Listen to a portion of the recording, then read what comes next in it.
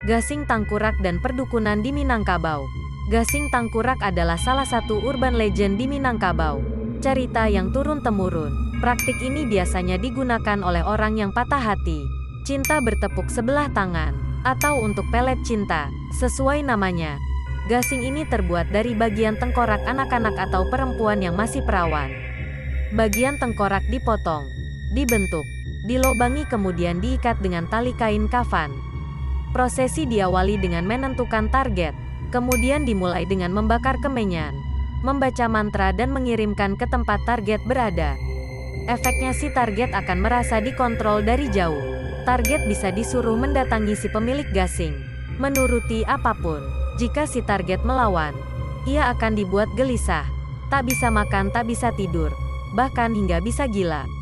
Cerita ini digambarkan dan diceritakan oleh Syahrul Tarun Yusuf dalam lagunya